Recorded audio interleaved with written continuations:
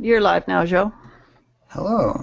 Okay, I'm Joe Corneli, and Charlie Danoff, Howard Reingold, Lisa Snow McDonald, Paola Ricarte, and Charlotte Pierce are here in the live session. We've got some of the people joining by chat. Fabricio, hello if you're watching, and anyone else out there. This is the first Peeragogy Accelerator session, official session, so it's great to have this group here. One of the things we're going to do in this session is really explain and explore in the video what this accelerator is all about. Some people, even some of the people here, are wondering what are we actually going to do. So that's one of the things that's going to be clear this time. Let's see. I think I can screen share my way through some of these sites. So I'm going to start that now too. Okay. So here's a syllabus. We made this syllabus as part of the Peeragogy handbook. Several of the authors joined in. It's called Peeragogy in Action, and that's the name of our Google Plus community as well. And basically what we're going to do in this 8-week course is we're going to walk through the syllabus. And Amanda Lyons has made these great iconic images that will help us keep track of what we're doing. So the first week, or the first session, which we're really going to spread out over 2 weeks, is identifying a challenge and designing a framework. And so if you're looking at this page, peeragogy.org, Peeragogy in Action, you can read a little bit more about what that activity is about, and that's what we're going to focus on today. So hence clarifying what we're really doing. But just to breeze ahead through some of the other pictures, inviting others, find other people to support you in your goal.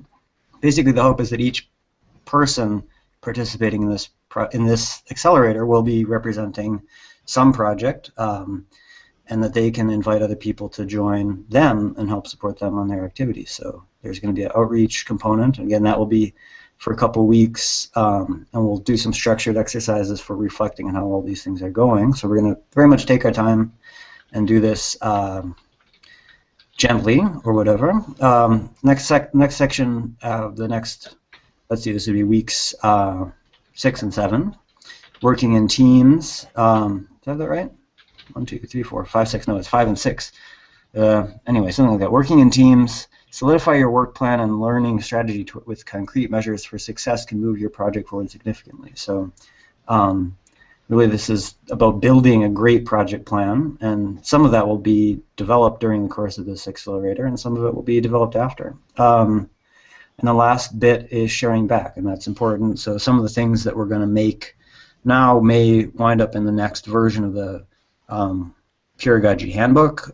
Charlie has also decided that he's going to open up his zine to publishing some of the things that people are making here, and he'll say more about that later. So that's a quick walkthrough of what you could expect over the next 8 weeks. I'll show you also the syllabus while I'm at it. Now let me see if I can find that. So this is a site Fabrizio made, week 1, setting the initial challenge and building a framework for accountability. That's what I just said. Week 2, we can explain more about these reflection exercises. We can talk basically about how it's going. So weeks 1 and 2 cover that. And then it just goes through the schedule as I indicated. So the 8-week section, I hope we can dive right in this time. So are there any questions about any of that? Or anything else that we should clarify as we dive into setting the initial challenge and so forth? Joe. Yes. I'm wondering if we have people watching who are extremely new. Yes. If we should just say what Peeragogy is and how we started. Yeah. Okay. That sounds really like a good idea. We have Howard here too. He might be able to.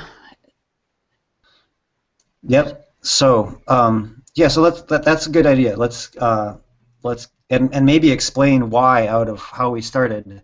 Why are we doing this as opposed to something else? So that's a good story to tell. So maybe we should do a little bit of background like that. And I think everyone will have something to say about that because we all contributed to getting to this point. So great idea. Should we sort of start maybe with Howard? Would you like to do a little bit of an intro to Peeragogy? Sure.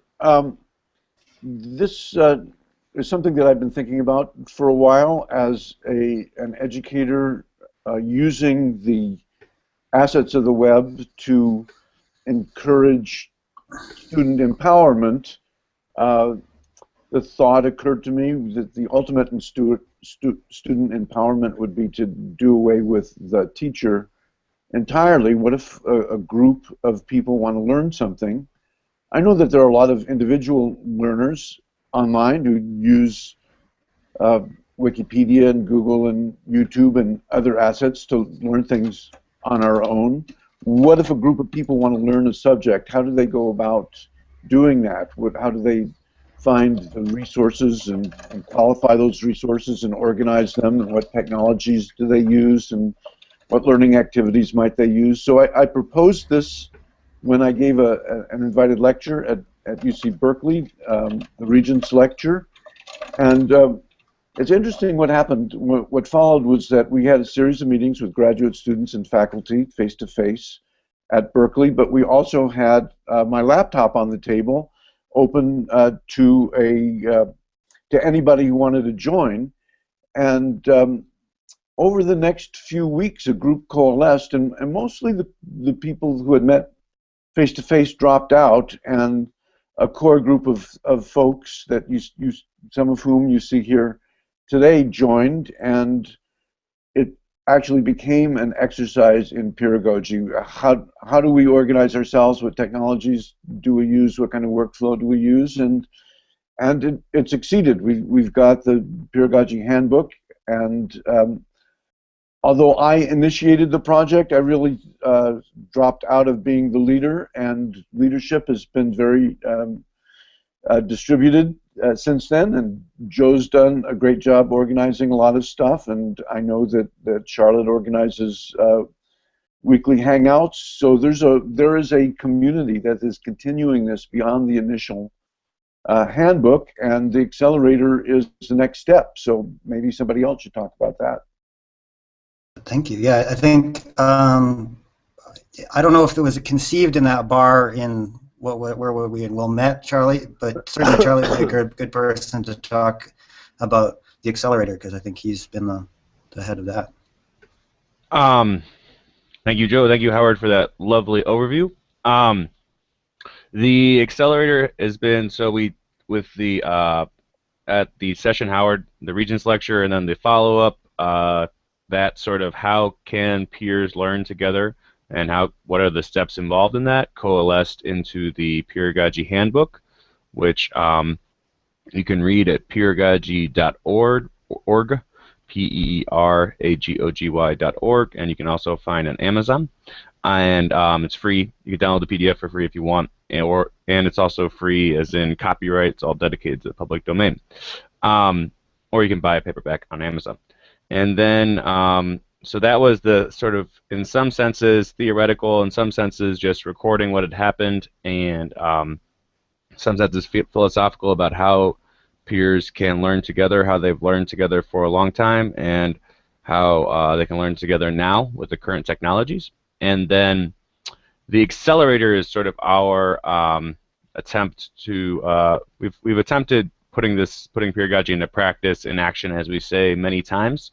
This is a very focused attempt at that, in a sense, to see if our ideas about how peers learn together and work together, if they will hold water when applied to individual projects. So peeragogy so far has been very individual-based, individuals coming together as a group, and now with the Accelerator, we're going to see if different projects can symbiotically synergize, or that is, if they can work together and sort of, not everybody has everything that they need, or not everybody has all the answers, but instead of perhaps like expanding your own project or hiring somebody or something, if there's another project that's also in the Accelerator you can learn what you need from, and it can help you or think in a different way about what you're doing, that it can be better for everybody.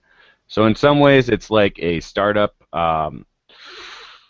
incubator, but it's more grassroots and not as, it's much more flexible, and we are defining it as we go along, in addition to having this outline as you have seen. and we would love anybody who is interested. For this initial phase, we're starting, but for the next phase, anybody who's interested can join. That will be 3 months from now.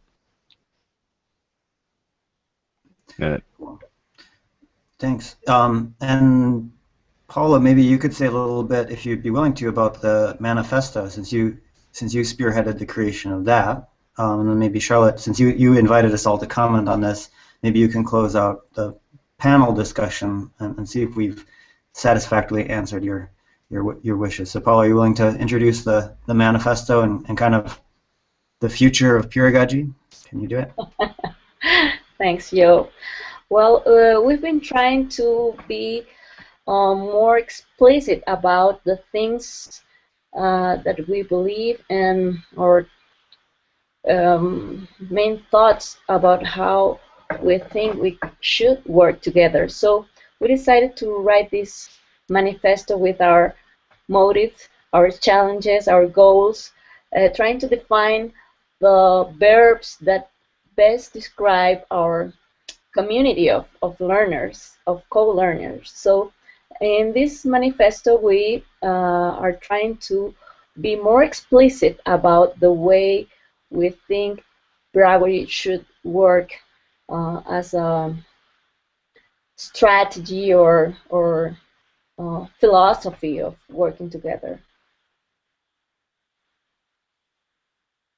Cool. Yeah, and that's as we work on this accelerator, I think that we're taking notes right into the manifesto now. So the manifesto is very much in development. I remember some people, when we released the first version of the handbook, sort of said, "Okay, great, we're done, good," and for them that was true. But for many of us, that wasn't true, and we are trying to think about, well, why do we keep coming back, and what's left to do, and that's some of the challenges here are like, well, how can we make this accelerator work for us? And then, like Charlie said, the individual projects, but kind of what's the future for peeragogy as well is a big thing that we can define here.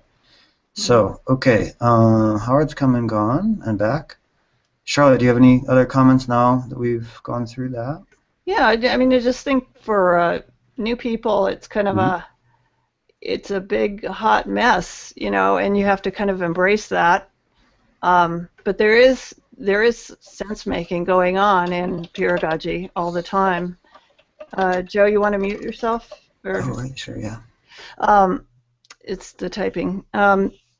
So yeah, I think Charlie's right. Just taking this and seeing if it's has a practical application with it. Mine project was the PeerPub-U, which is not about studying taverns, but more about publishing, kind of modeled on IBPA's Independent Book Publishers Association Pub-U, which they have every year. But we're a nonprofit organization, just a varied group of people, and a varied group of technology background. So in trying to implement anything that, we're geographically diverse as well, so like peeragogy, but we're in the Northeast New England region, 6 states. So just trying to get people on the same page with technology is really hard, and let alone anything open source, or open knowledge type stuff. Publishers are typically very entrenched in the copyright tradition, especially if they're of a certain age. So those are the challenges we face, and I would like to ask for help when that comes along in this session, on actually, laser focusing on some of those issues and how they can be solved, and get people to work together more.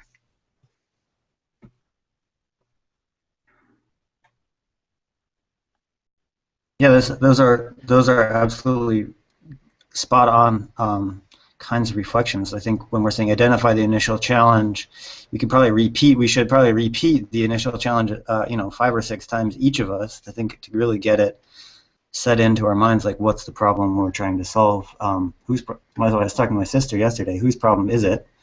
Howard is saying who's participating, what groups, yeah, what are the projects. So Charlotte's just introduced PeerPubU a little bit. Maybe if you want to say a little bit more, you could. Yeah, there's a link there. I think that's a mostly up-to-date link about that Charlie just posted about who is in. So Planet Math is what I'm gonna participate based on what I'm doing with Planet Math. I've got a lot of. Do you want to screen share that link real quick, Joe? Yeah, why don't I screen share that one, and I can, if you want, I can go right into the Planet Math as well. Here, sorry, I'm going to start here, and then I've got all these windows open now. So, but catch up in a second. Here's what Charlie was. Oh God, no, it's not. Copy. Technology. Failed again. Oh, no, I won't do it. Okay. Commons abundance. There we go. This is the way to do it. Groups. Peeragogy. Okay. Joe, I can also call up screen shares if it's hard for you to talk and do that at the same time. I can, but it's not to talk. It's the problem is why is it loading so slowly? That's okay. Try here. No, I'm just completely. I think. Ah, there we go. Okay. Do you see it now? Yes, sir. Yay. Okay. Awesome. So this is a website that Helen Finadori is holding together, and we have our group on there. So this is something you can join at commonsabundance.net/groups/peeragogy, which runs down what we just said, some approximation in a microform. And yeah, it's a list of the current projects. PeerPubU, Charlotte just said some things about planetmath.org is a website I've done a lot of work on, including writing PhD thesis about it. Jan is not here today to present Soul out of the box, but we hope he will join us at some point because that's been one of the cool things that's developed in the Peeragogy project. And the uncertainty principle is something Charlie will say more about. And yeah, because these things are still formative projects, the Accelerator and the handbook are also going to receive benefits from participating here. So maybe I can show you guys this real quick since I'm in the middle of screen sharing. Here's something I've been drawing up a plan about Planet Math. And I can share a link about this too so you guys can look more at the kind of level of details that I'm getting into. I just talked about it with my sister who's doing an MBA, and she said I need a lot more clarity, but there's a kind of a table here of activities, and this is the sort of stuff that I might copy that for PeerPubU. Yeah, so I was looking at it by level of scale, starting from small all the way up to gigantic, and can we build a university? But I think there could be other useful dimensions of analysis, and if we all had sort of a sense of what are the relevant things we can work on. Like Charlotte, with your thing, we were talking about, do you want to work locally or globally? Okay, things are moving around over there. But yeah, Charlie, you could say about the, maybe you can't. He did like a couple hours ahead. Okay. Well, so Paula, maybe I don't know. I don't know if we have Charlie with us or not because he's taking his headphones off. It's a sign, universal sign that he's doing something. Paula, maybe you could say a little bit more about the Peeragogy itself stuff, because again, this manifesto is something you've been looking at, and you also recently went to, was it Oregon? Portland, Oregon? You were there? And I was going to ask you, like, do we have anything to add to what they're doing about citizen engagement? And, we talked about the Flock project and stuff, so I don't know, because we don't have you down as a representing any particular project, but you've been such a committed person to Peeragogy, I thought you might be a good person to talk about what are the goals of Peeragogy during this 8 weeks, and how can we help the Peeragogy project? Mm-hmm. Oh, well, thank you. It's hard to put you on the spot.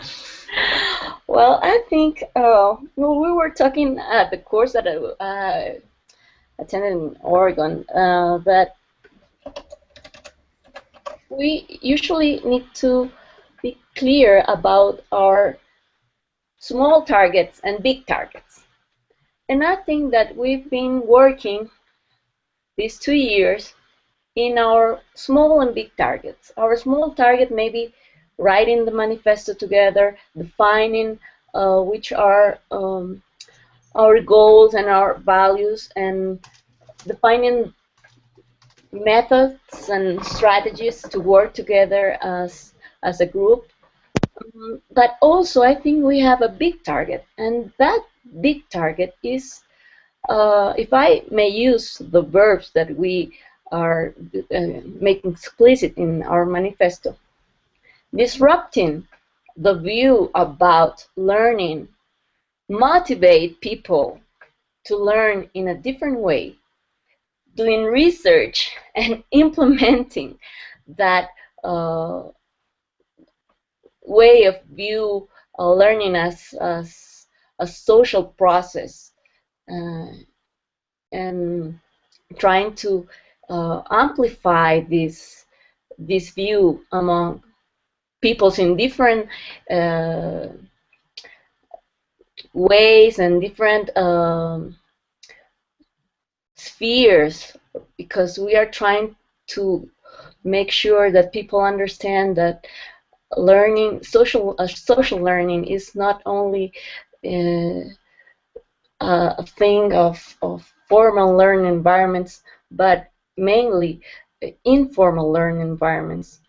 This view about open learning and open education that we are trying to build together, reflect as a group, connect with others because of the importance of the network for learning, support each other, and cooperate for this big view of what learning should be. So I think that maybe that's in a way a simple way to explain what are we doing and what we really want to accomplish as a group. These small targets, maybe finishing our projects with the Accelerator, or also our big target like transforming and disrupting educations in a huge way.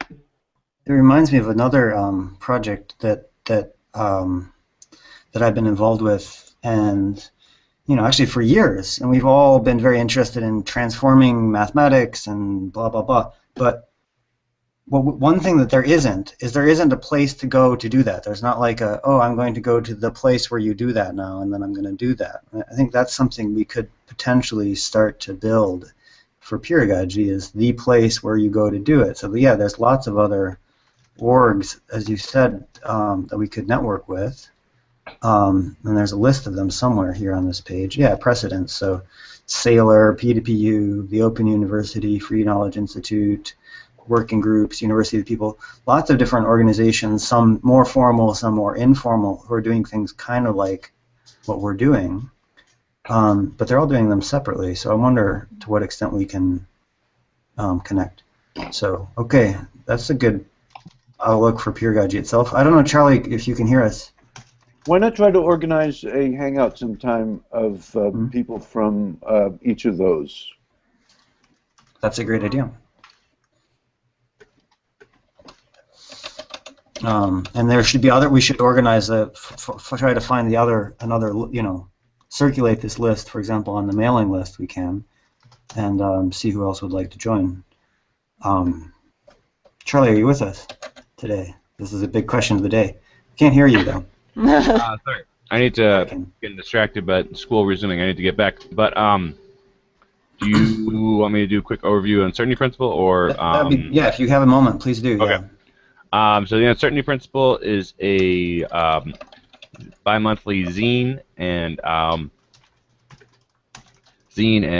petite soiree where we have music and live literature and the zine. And anyway, so it's a collection of different things, artistic outputs on one topic, published every 2 months. And so hoping with the Accelerator to get grow the readership base and to hopefully get more interesting people involved and other things, and as well as be a place where the Accelerator progress itself is published. And so anybody who joins, so we'll have, in the Uncertainty Principle, we'll have sort of, it'd be like the first stage, the zine stage before we get to the handbook of what everybody's doing in the Accelerator. And the website has not been updated for a while, but it will be soon. And there's going to be an event on Saturday where we'll also have announcement of some of the Accelerator and different upcoming events. There are different projects who are going to be involved in the Accelerator. All right.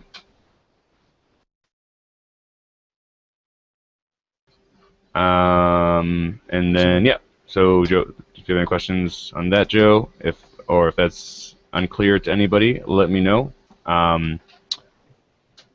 And then, and also, I guess I don't know if Joe's brought it up already or not, but he hosted a workshop at OER 14 in Newcastle, UK, about the Accelerator, and there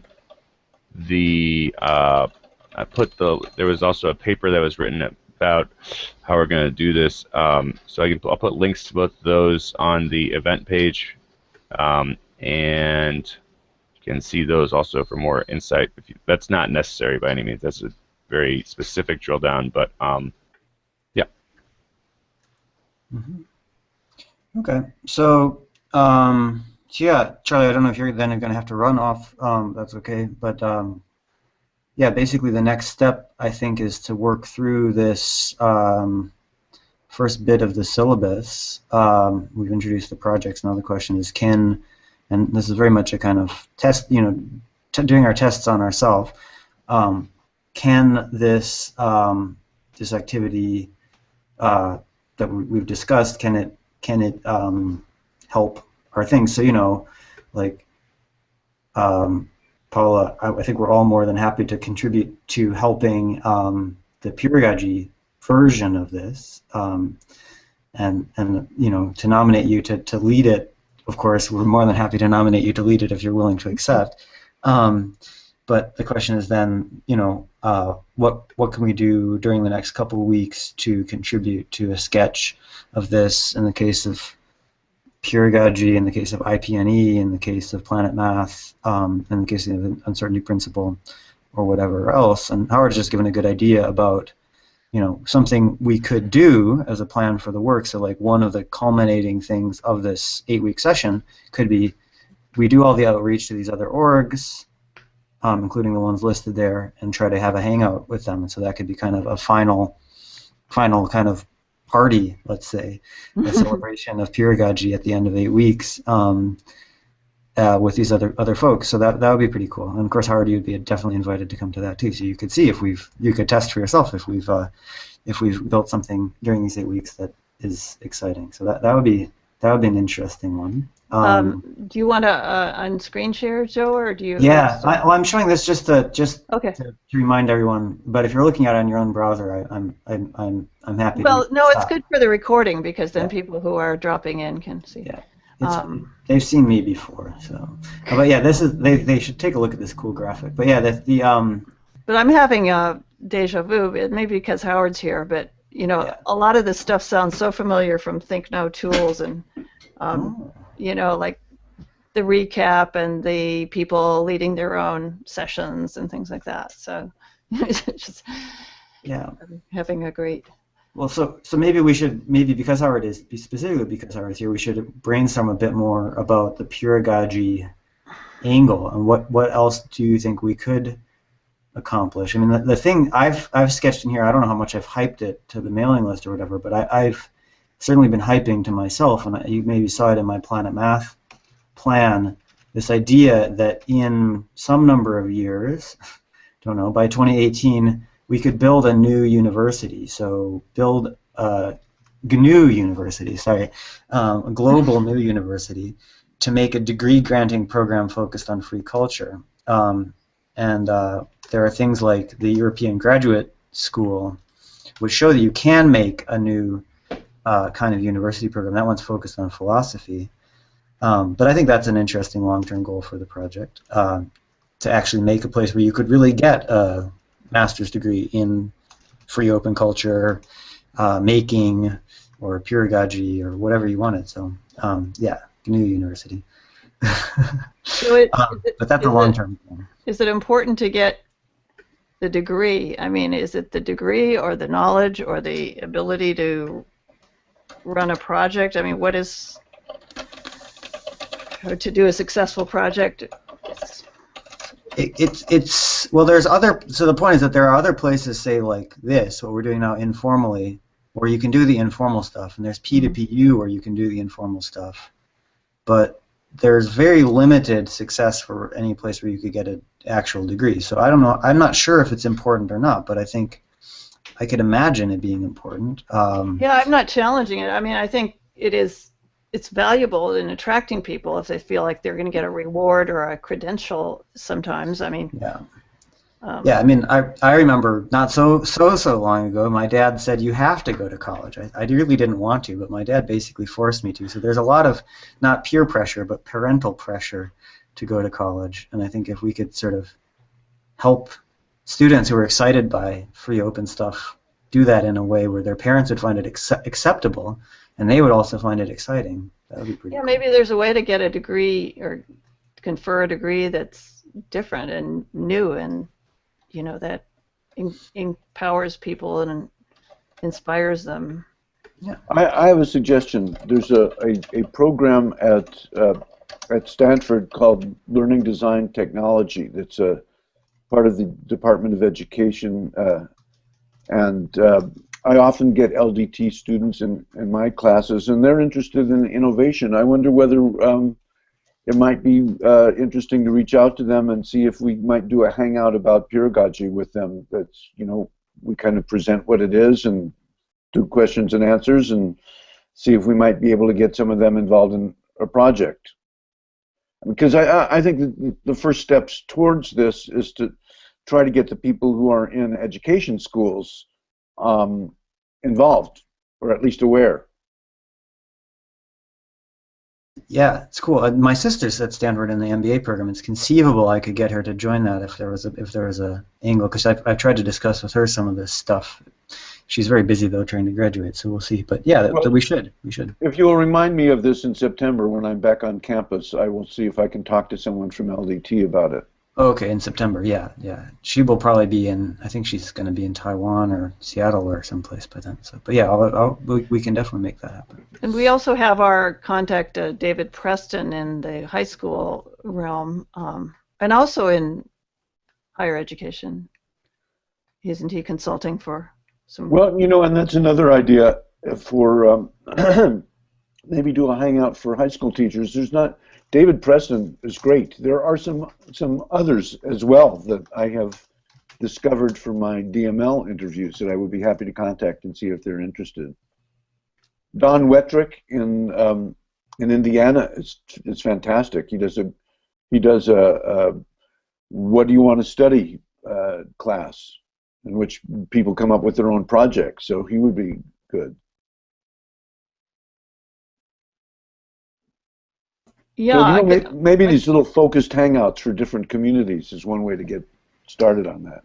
That's a great idea. Yeah, I think it does serve to attract people who actually show up to have it focused. And maybe it would give an extra, for example, in the case of the IP&E folks, it might give some extra incentive for them to join if we have a special guest, and the special guest can actually be helpful to them in some way. So. I'd be happy to be the special guest. It'd make me feel very special.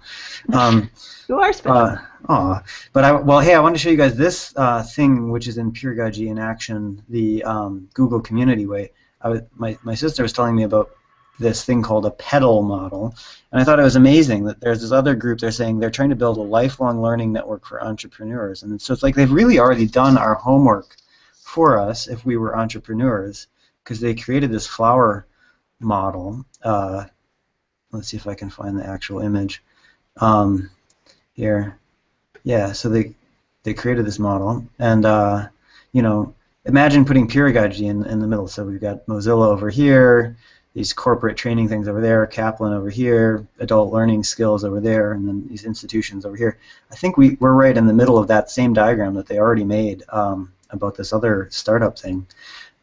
So there's a lot of folks there that we could network with, but as Howard was saying, yes, there's other things that would be a bit different in our model too. for example, individual teachers, students trying to build the next generation of programs and so on and so forth. So we could take this as a version 1 and think about, well, do we really want to offer something in the startup world or corporate world, or maybe we can delete the corporate world and replace it with community or some other thing. So I thought that was an interesting coincidence to find that one, though. Anyway, okay, well, yeah, I think maybe we're at the end of what we have to say, as long as people are willing to keep working over the next week. And how coordinate about a again. recap just for people that may have joined late or something like that? Okay, well, I think we should do a distributed recap via closing comments from everyone. So why don't you start, Charlotte? Okay, you take your. I'll start if you take your screen Hang share. on. Okay, I promise I will.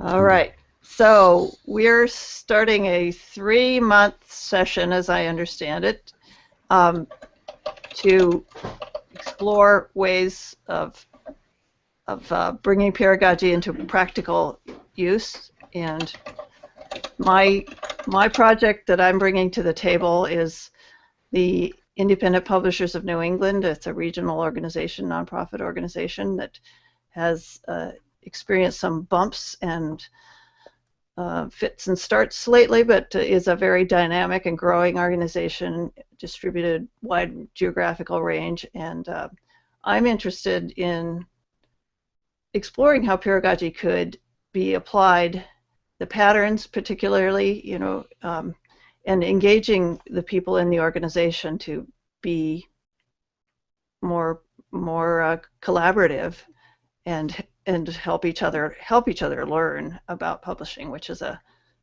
currently a large and fast-moving field.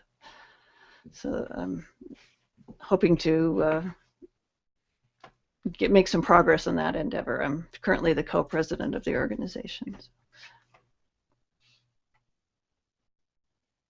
Did anyone hear that? Yes. I'm not hearing anybody. Okay.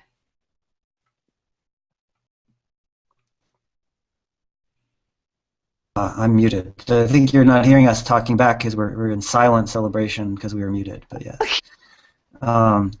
Okay. Anyone else want to recap or put a closing comment of their own? But I can put in a comment as well while you think about what you might want to say. I'm tempted to screen share again, but I won't.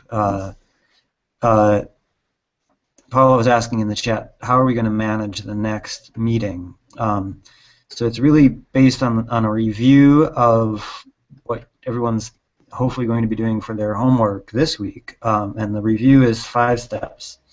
I'll read them to you. It says, review what was supposed to happen, establish what is happening, determine what's right or wrong with what we're doing, what did we learn or change, what else should we change going forward. And basically, we're all going to do that exercise on behalf of our individual projects. The amazing thing about that little template, that's related to what Charlotte was saying about patterns, is that's very, very, very similar to the pattern template. So we can have a little workshop of making some new patterns describing what we're doing. But for now, we keep the reporting protocol very simple. If everyone can come with that kind of thing prepared, so much the better. And that's roughly every other week we're going to go through that kind of review. So you can find all of that on any one of our links, Peeragogy in Action links. Let me see if I can paste something where you can find it. My pasting skills have been a bit limited. Yeah, you can find a copy of that review protocol there. It's called the PAR. So you can pretend you're playing Peeragogy golf with this PAR. Okay. So that's the homework. Any other closing comments, questions? Should we save the chat? Yes, I think we should save the chat. And then we have the alumni reunion in Mexico with Paula next winter. Okay, next winter. Yeah. But yeah, actually, we should probably promote this to the Rheingold U alumni at some point. We could do a hangout. That would be an interesting community. We were talking about special communities to have hangouts with. That's one we could try. Yeah, that would be fun. Cool. Okay. If that's it, I think I'm going to say goodbye. Charlotte, we can if you want, we can secretly have an after meeting. After party? Okay. Thanks, anyway, everyone, for joining us. Goodbye, Nice YouTube. seeing you all again. Nice to Nice to see see you. you.